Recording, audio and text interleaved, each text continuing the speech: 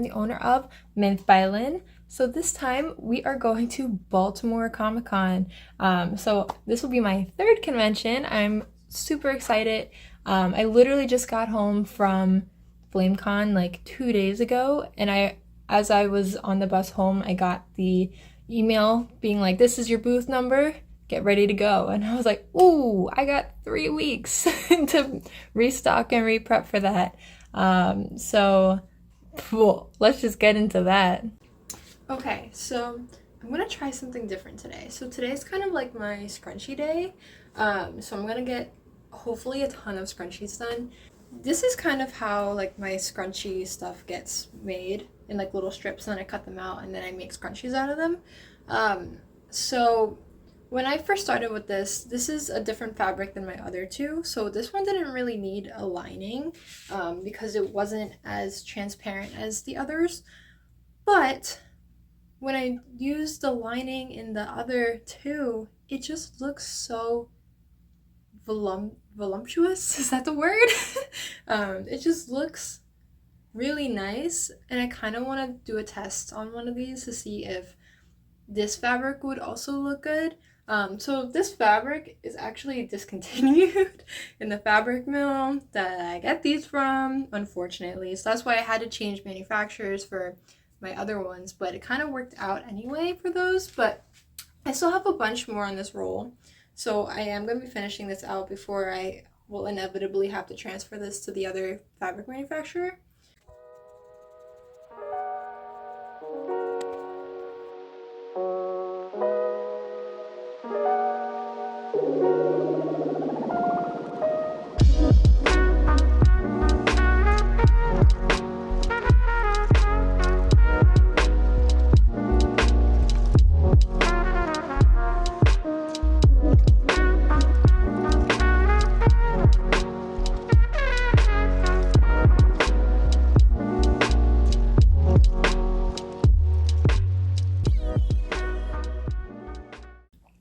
Okay, so I just finished the scrunchie that has lining in it. Honestly, I don't think I like it. So this is like the one with the lining. This is the one without. It's so much lighter without. This fabric is a little bit thicker than the watermelon Steven and blow off scrunchies. So I think having it both together is just a little too much. It just doesn't, like, it looks cute on, but it doesn't have the same like flow as this guy. I don't know. I like this one more. And I mean, that's fine. Less lining for me to cut out and everything, but like, I'm surprised that I don't like it with the lining. So I just learned that my Mischief series box full of all of the shirts to replenish my stock is not going to make it for Baltimore, unfortunately. Fortunately, I have at least one shirt left in each size, but wish there could be more. But in my state of sorrow, I put on my cute new little witch hat that I got from the Ren Fair yesterday. But sucks, but it is what it is. Hopefully everything else goes well. I'm making all of my scrunchies right now, and I have like 1,000,000 in each one to sew. So hopefully I can get that done by the end of the day. I also have to work on mob shirts. And I might look at a few bird shirts. I still have to figure out what color I want to change to. I'm not really sure what's happening anymore. There are a few things that are just like, what's going on? So I think everything's gonna be fine. Obviously, it always ends up being fine. It's just like the little things where it's like, oh, all these manufacturing problems kind of suck.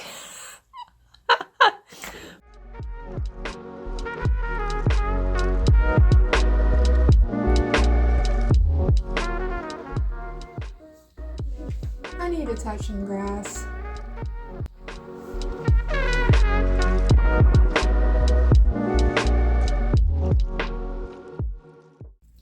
Alright, so some of you might remember that a few weeks ago I got in fabric that was a completely wrong color from my original design that I've been getting for a while.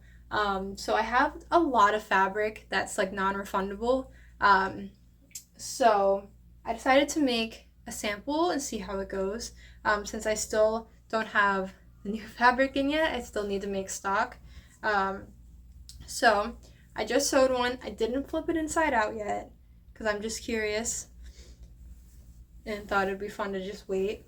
I don't have the patch or anything on it yet, but I think I'll still be able to get the vibe by just looking at it. It's not bad.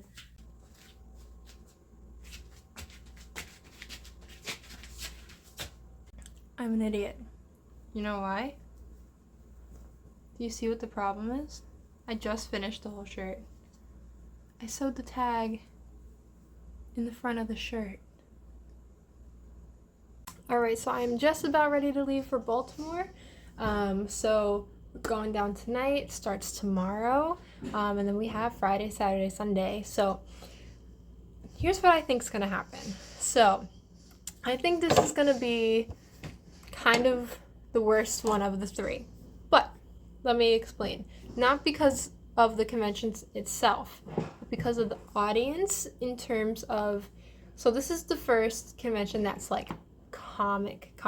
Like this is Comic-Con to a T, whereas Fan Expo Philadelphia has since merged from Wizard World to Fan Expo, which is now encompassing gaming and anime.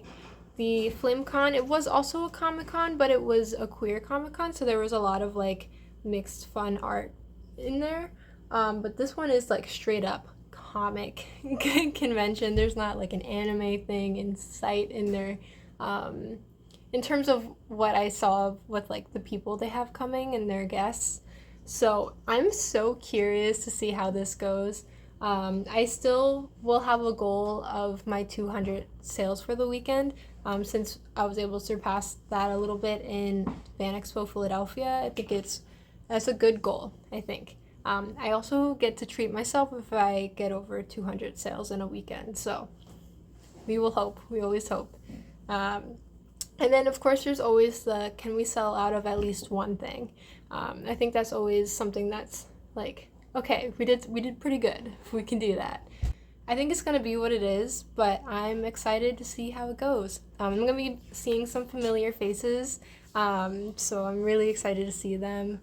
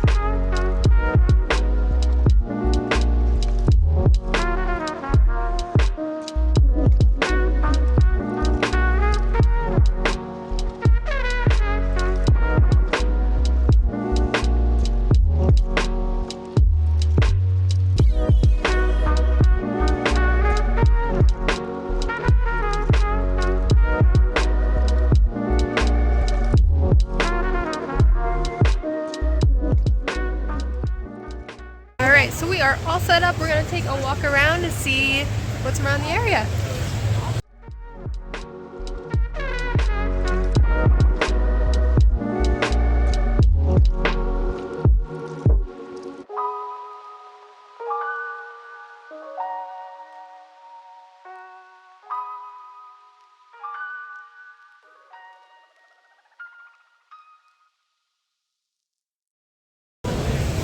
Alright, the con has started. It's been about an hour and a half. We made about 7 sales so far. I think it's going to pick up maybe around 5:30, but until then, let's just see what happens.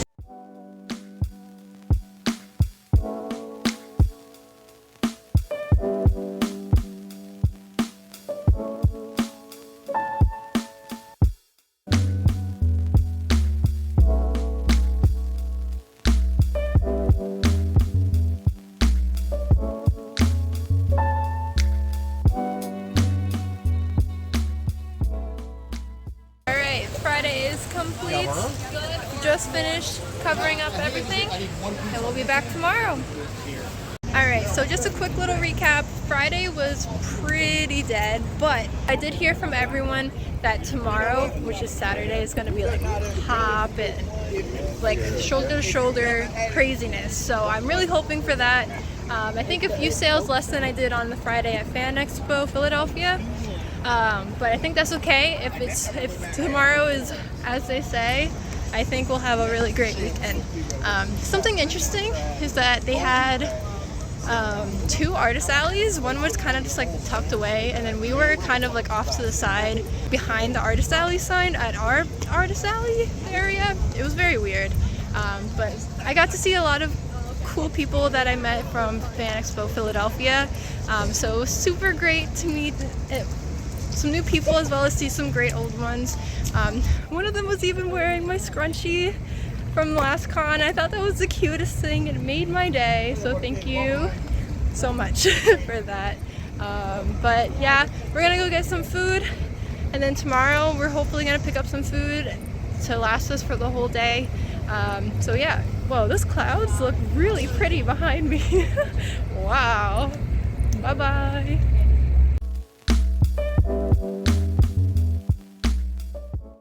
Alright, we are getting ready to start day 1. We got some Chick-fil-A, we got some coffee, and we're just gonna walk around the pier, Baltimore, until the doors open.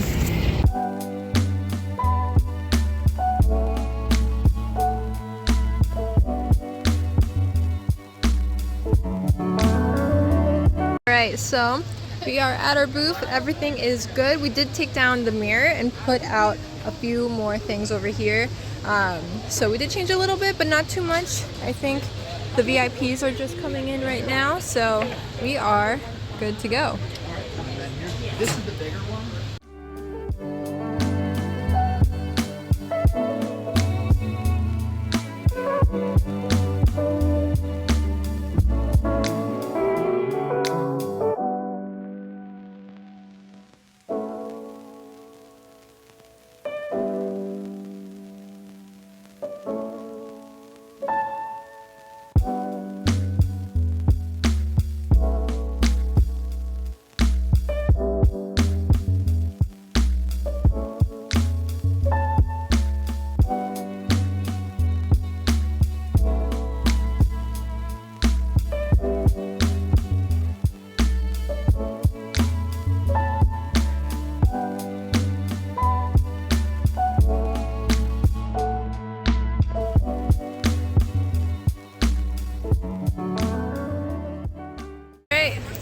Just finished day 2. Alright, so just finished up Saturday. I would say it was alright. I kind of got from my friends from Fan Expo Philadelphia that they were also feeling like they did better there instead of here. I did get about 71, 72 sales, which is very similar to FlameCon, but a lot smaller items, mostly stickers. Only like 4 t-shirts compared to the 25 I made there, but it is only Saturday. We still have Sunday.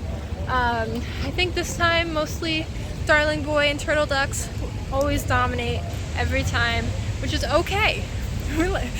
As long as something's doing okay. But yeah, so we still have tomorrow. We'll see how it goes, and let's finish up the weekend. Alright, so we are about to start, hello! So we are about to start day 3 of Baltimore Comic-Con. To that one person on YouTube who knew Foxhole Court, we are doing Foxhole Court today, and we actually did get somebody who recognized us, so that's really fun. But yeah, we're here till 5, and I think the doors just opened, so let's see how it goes.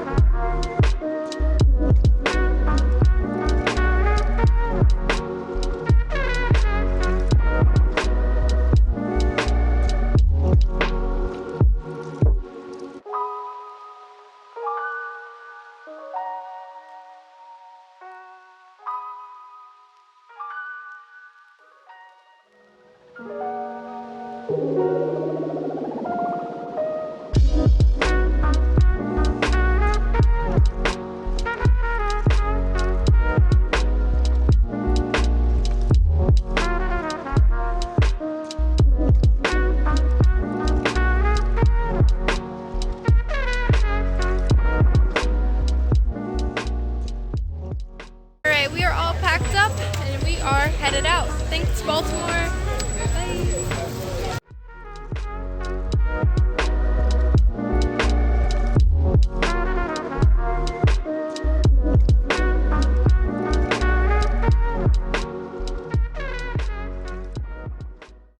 Alright, so Baltimore Comic-Con is complete. So this was my third ever convention. I had been to Fan Expo Philadelphia, and I've also been to FlameCon in New York City. So I'm going to be kind of comparing how things went with all three, just to kind of give a perspective of like why I thought I didn't do as well at this con versus other cons. So everything that I'm about to say is more based on my results. The convention itself, I thought, was very professional. First of all, I'd like to kind of go over sales. So Sunday kind of ended up going similarly to Saturday, but at least there was a few more t-shirt sales, so that made me extremely happy to see. So let's go start from Friday. So Friday I had 27 sales, Saturday 74, and Sunday 54, which brings us to 155 sales, which is like pretty good number-wise, because at FlameCon had 146 overall sales, but for 2 days. As for 2 days, Baltimore was 3 days.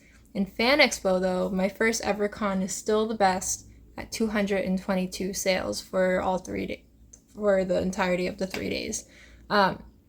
So let's put more things together. So at this con, most of the sales were stickers, whereas at the other conventions, it was more of like the bigger items. So there was a complete difference in like profit from this con to the other cons. So for Fan Expo, I had 16 t-shirts sold. FlameCon, I had 25 t-shirts sold. And this one, miraculously, I'm surprised we got out with this number, was 12 t-shirts sold. Thank you guys for coming on Sunday to pick up some shirts. Means a lot.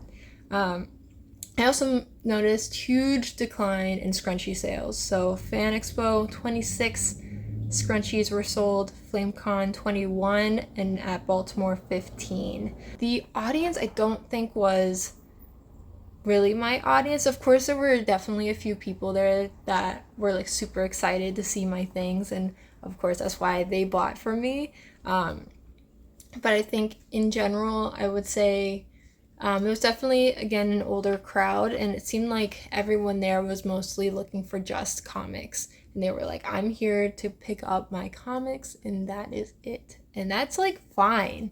But I feel like an older man isn't gonna come grab some scrunchies from me. Which is, hey, it is how it goes. But, so, when I think about my sales, I think about how at my other cons, my volleyballs have sold out like pretty quick. But at this one, we only sold one volleyball. So I will say something that made me very surprised was the number of keychains I sold. I ended up selling 12 keychains, which I don't think I've done yet. Of course, they were all turtle ducks and one scissor 7, but I thought that was super interesting that everyone gravitated towards keychains instead of like the patches and things like that at this convention. In the lead for t-shirt sales is the Dreamers tee, which is really fun to see something different on top that isn't mischief or a bird. So we sold 4 Dreamer tees. So that's part of my collection with Cup of Nyx, so go check her out. And then, of course, the Mischief series always pops off in terms of the patches and stickers. So the stickers, something new was on top at this convention. The Spider-Man stickers and the Darling Boy stickers each had 21 sales each, which, as you can see, makes up for like a huge chunk of the sales I had for the weekend. But makes sense that Spider-Man did better. I'm surprised the patches didn't pop off here, because there were quite a few Spider-Punk cosplayers too. I think I had one person come by and was like, yeah. So, cool, thank you. I don't know if I'm going to do this convention again, just because I don't think it was my audience. So this is my first year conventioning, so I'm pretty much going around and seeing what works and what doesn't work. And I don't think this one worked as much, and that's okay, because I met some really cool people, and I'm gonna show them all at the end and highlight them so you guys can go check them out as well. Yeah, I met some cool people. I had a fan. I had somebody who knew who I was and was like, I have to go see them. They're here. And I was like, whoa, that's really cool. But yeah, so conclude, not my best, but the convention itself was a nice convention. Something sad that happened was I did get waitlisted for SetsuCon while I was at the convention. I did get that email, so we'll see if I end up going to that one or not. I did apply in hopes that making the portfolio would help my chances to get in. I still have a few other conventions I'm waiting to hear back on, that being Holiday Matsuri in Orlando and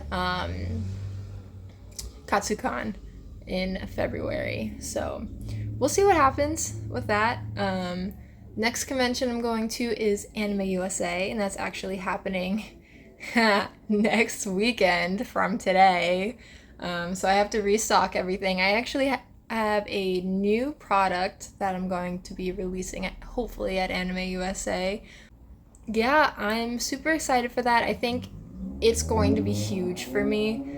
So I've only done Comic-Cons up to this point, but I feel like my audience is just anime. Nobody knows the references to most of my products, which is fair. This is just kind of how the scheduling ended up going. But my next 3 cons are all anime/gaming cons, so I'm so hyped to see how it goes. I also feel like color-wise, like it'll do well at anime cons. I feel like everyone at in Baltimore was shying away from my booth because of how colorful it was. So, you know, I'm not gonna apologize for that. One of my friends is coming, so we actually went to AnimeUSA back in 2014 together, and now she's coming with me to table, and I'm super excited. We're gonna be doing some fun cosplays and everything, so come check us out, and I hope to see you guys there. Again, I always kind of end with showcasing some really cool artists, so here you go.